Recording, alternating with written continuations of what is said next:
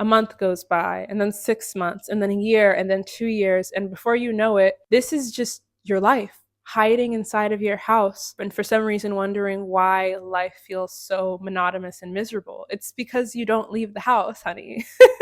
Hey guys, it's Sally. Welcome back to my YouTube channel. In today's video, we're going to be talking about the loneliness epidemic that has been running rampant since 2020, and for some reason, nobody's talking about it, but I think it's time to finally shed some light on this and get into it. I read an article from NPR about this that mentioned that lacking human connection can increase premature death to the same rate as smoking 15 cigarettes per day. That is insane. Some other stats include a 29% increased risk of heart disease, 32% increased risk of stroke, and 50% increased risk of developing dementia. So yeah, this is a public health concern and people should be concerned. I think this all really started with, the global panini, the global shutdown, and the fact that we could not leave the house. It became the new normal to not leave your house. That created a path for what is going on today, which is people feeling more disconnected than ever before. I think that staying at home during the lockdown gave people permission to hide. Speaking for myself at the time, I was fresh out of college, struggling to get a job, struggling to start a business, and I felt like everything was falling apart. And I think people generally go through that kind of your world is falling apart after college. Everything is, it doesn't exist anymore. It was the fact that I was allowed to hide from people. I didn't feel like my best self. I didn't want to have to answer questions about how things were going and talk about what other people are up to. So the fact that I could just hide and that was socially acceptable, I was like, oh my God, this is great. But I'm sitting here editing and I feel the need to add some context here. College is really the last time that you have this curated, built-in community for you. College is essentially like living in a little village. You go to class with everybody, you all have that shared struggle, trying to pass your classes, do all your sports, meet all your commitments. The work hard, play hard, there's so much camaraderie, and it's also a walkable environment. So you go from this amazing built-in community to just being thrown out in the real world. Suddenly you're nowhere near any of your friends. Being able to connect with your friends, let alone human beings on a daily basis, isn't really a thing that's built into your life anymore. And it's such an extreme shift, especially as we've moved to remote working being more readily accessible. It's so much easier to now go 1, 2, 3 days, even a week without talking to a single human being. I know it because I've experienced that when I was working remotely. Sometimes the only person I talked to that week was the person checking out my groceries. So that transition is especially tough. So I think also adding that context to what I was going through, that made it all the easier wanting to hide, because I was just unhappy with the state of life that I was in, not realizing that everybody was going through it as well, because suffering in silence is that's what we do, right? Okay, back to the video. I think a lot of us went into the lockdown one way and came out very, very different people. I really went from being this extroverted person who was out socializing, meeting people, connecting all the time, to somebody who rarely leaves my house, really only leaving the house to do functional things or to go work at a cafe. It's been miserable. It's been super lonely, but it also feels so much harder to get outside of the bubble. It definitely changed how much we prioritize social connection and our habits with how much media we're consuming. And I think the rise of vlogs and all of that was happening before, that was great and everything. But I started to notice that my watching habits and those of my friends, even after the world was back open and operating, was almost as if we were watching other people live their lives while we stayed at home and didn't leave the house. Now being in a different situation where I had a job and I had money and I had income and I could do things that I couldn't do before, but suddenly my appetite for life was not as ravenous as it was in the years before. And I think that is so sad. Now we have to reprogram our minds to want to go out and experience life and seek out connection. It was the state of the world that forced us into self-isolation. And then as an aftermath, society never really fully resumed to being normal, if that makes sense. Something else that I struggled with coming out of the lockdown was my ability to relate to other people. I very much consider myself an empath. I really prioritize and desire genuine connection. Maybe it's just the timing and the stage of life that I was in pre versus post-COVID, but I really struggled to relate to the people around me. In reality, all that happened was that I outgrew these people and these relationships. But it's a weird thing to navigate. Once I was trying to re-engage with society and my old connections, I was no longer aligned with a lot of those people. So the quality of the connections was not where it needed to be. I very much value feeling like a sense of belonging. I felt lonelier around the people that I was hanging out with than I would just on my own. For that reason, I just kind of separated myself and started to keep to myself more. We cannot do this video without talking about one of the main culprits. Yes, capitalism. I'll get to her, but social media. Social media is the devil. When I started to acknowledge that I need to take initiative and try to form deeper connections with some of the people that were already in my life, I remember asking one of my friends to just like go out to dinner, like catch up. Hadn't seen each other in a few months. We went to this restaurant in New York City. In the first 15 minutes that we were there, she was ranting about this luxury bag that she just bought, something about the purchase. And, she didn't even ask me how I was. Like, I was just kind of like, okay, like whatever, like maybe she just needed to get that out of her system. I was like asking her about herself, how are you, how's school, all of that. She was like, yeah, like school's fine or whatever, but I can't stand when people ask how school is, like that's my whole identity or something. Like it's like they don't have anything else to talk about. And I was like, the woman was too stunned to speak. Like, sorry, I asked you how school was. That's like the main thing that you're doing with the majority of your time. Literally, she didn't ask me how I was or a single question about myself for at least 40 minutes. So that was like a really excruciating social interaction. I kind of got to the point where I was like, I'm not going to keep asking this girl a whole bunch of questions. So following that, she just sat on her phone for 15 minutes at the dinner table. It's New York City, tiny dinner table. It's just the two of us. It's just me and you. And she just sat there on her phone. And I was like, yeah, we are never getting together again.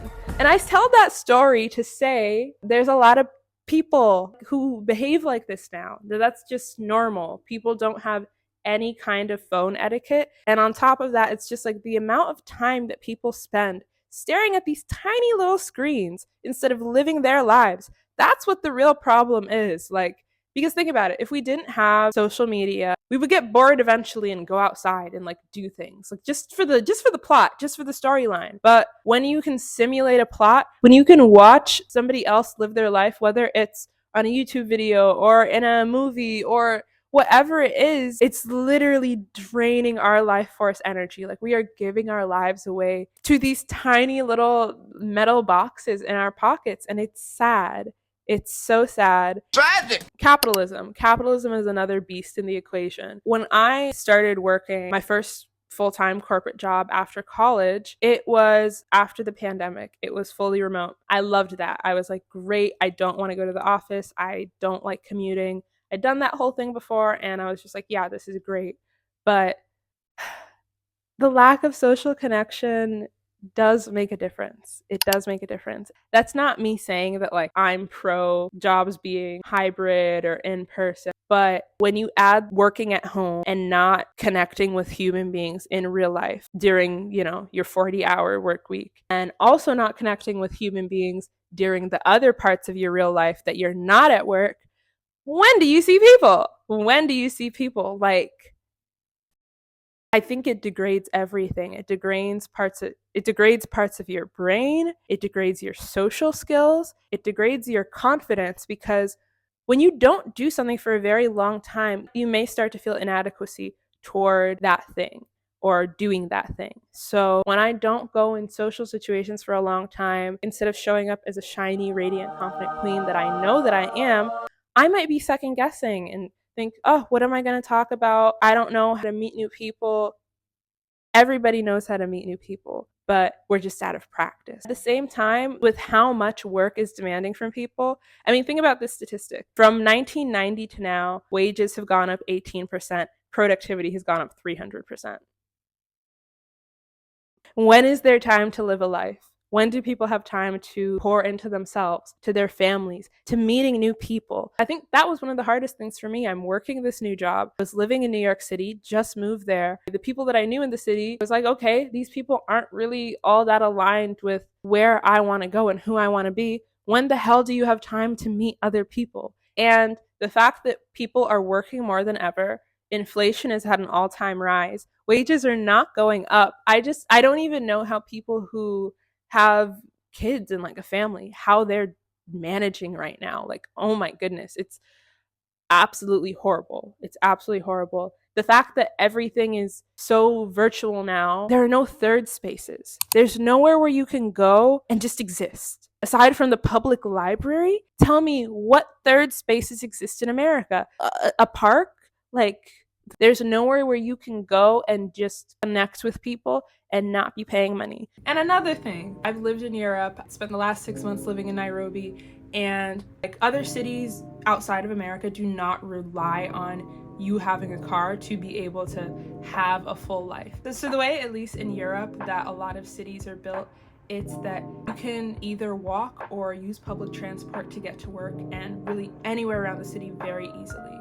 Even when I was in Nairobi, they don't have like a mass public transport system in the same way, but they have like these little buses, matatus, that everyone can take and get anywhere in the city. Like, so my experience was I could hit up a friend and be like, hey, do you wanna go meet up after work or after class and just like get like a hot chocolate or something? And because it's so easy for both of us to get around, we could do that. That would never happen in New York. Like, everything is so convoluted and has to be like such a big plan. So I think that like kind of friend group dynamic that a lot of us were hoping to have growing up, like you see on Friends or Girlfriends or Living Single, that doesn't happen because you just don't see your friends anywhere close to as much as you were expecting to, and anywhere close to as much as you did throughout the rest of your life.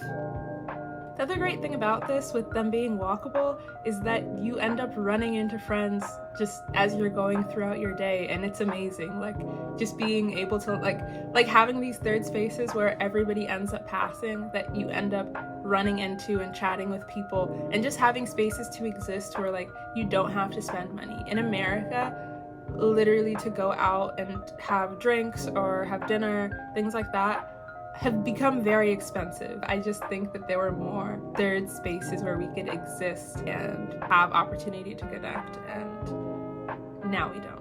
Yeah, that's my rant. Back to the video. The only thing that people would do to socialize, other 20-something-year-olds, everybody would just go out. Everyone would go to a bar. Everybody would get drunk, party, do drugs, and I didn't find any of that appealing. Each to their own. If that's what you want to do, cool, you do you. But I was just like, this is it? That's literally it? And it's crazy. Like, I don't know, even a city as big as New York or London, because we work so much, we don't have hobbies. So what do people do for fun? They just drink. And I don't know, I was just like, I don't really like want to be an alcoholic. Like, I don't know. I've been like thinking about this a lot, and I'm at the point where I realize like, oh, like I need people. I need to go outside. Ah, um, and you guys do too. Like, put off the computer, throw your phone in like a basket. I don't know, but like go outside, talk to someone. I spent half of last year living in Nairobi. When I would leave the house to just do simple things like go to the grocery store, from just the little interactions that I would have with strangers, little chit chat, or, asking them how their day was, there was this warmness and just sense of like connection and belonging that was so nice, and I hadn't felt in such a long time. Um, and it made me realize how badly I was craving connection. Like the checkout lady, the 2-minute conversation I had with her, like that made my day. Like, and that's wonderful if that is like what made your day. But I was just like, oh my God, like I am in desperate need for connection. Oh my God, y'all, it's golden hour. Look at this. Oh wow. Okay. We going out in style. I feel like I've just been ranting a lot of this video, but I hope all of it made sense. Capitalism, COVID, and social media. I think those are the 3 biggest culprits. I don't know what the best solution is. I think we definitely need to, I don't know if it's like regulate how much we are. I don't know, we need to take control back of our lives. Like, I don't know if there's going to be another uprising or revolution where like people just say enough is enough, at least in terms of where capitalism is driving society, how high our prices are. I know so many people who are in their 20s, ain't got no kids, and they don't even have enough after all their bills to really have any savings. And that's crazy. That's crazy. And that gets into my next video topic, which is how our 20s, we were sold a lie. We were totally sold a lie, and nobody's happy. But yeah, you guys can check that one out, coming out next week. Have a good one. I'll talk to you guys later. Bye.